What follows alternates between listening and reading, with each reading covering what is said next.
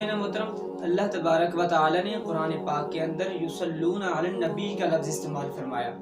یہ لفظ اور یہ صیغہ جو ہے یہ دوام اور ہمیشگی پر دلالت کرتا ہے، یعنی اللہ رب العزت اور اس کے ملائکہ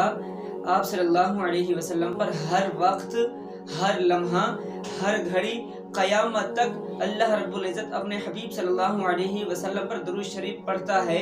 درود بھیجتا ہے، رحمت بھیجتا ہے۔ اس کے ملائکہ بھی آپ صلی اللہ علیہ وسلم پر قیامت تک درود سلام پیش کرتے رہیں گے،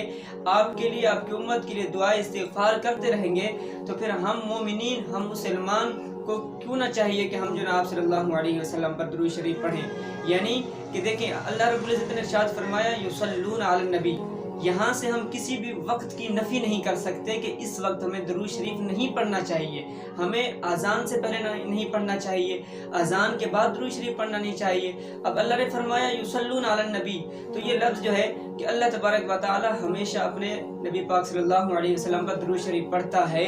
یعنی رحمت بھیجتا ہے، اور قیامت تک یہ سلسلہ جاری رہے گا۔ تو ہم اس کی یہ نفی تو نہیں کر سکتے کہ اللہ رب العزت جو ہے نا اذان سے پہلے یا اذان کے بعد جو ہے نا آپ صلی اللہ علیہ وسلم پر رحمت نہیں بھیجتا، بلکہ اللہ رب العزت کا یہ درود شریف پڑھنا، اپنے نبی پاک صلی اللہ علیہ وسلم پر رحمت بھیجنا اذان سے پہلے بھی ہے، اذان کے بعد بھی ہے، نماز سے پہلے بھی ہے، نماز کے بعد بھی ہے، اور نماز کے اندر بھی درود شریف کو رکھا گیا ہے۔ تو ہم مومنین، ہمارے لیے کیوں نہ ہو کہ ہم آپ صلی اللہ علیہ وسلم کی ذات اقدسہ پر جو ہے نا اذان سے پہلے بھی درود شریف پڑھیں اور بعد میں بھی پڑھیں۔ سامعین ناظرین، یہ بہت ہی محبوب عمل ہے۔ یہ درود شریف پڑھنا گناہوں کا کفارہ ہے۔ اللہ رب العزت کی ان بابرکت نعمتوں میں سے ایک نعمت ہے جس نے اپنے دامن کے اندر بہت سارے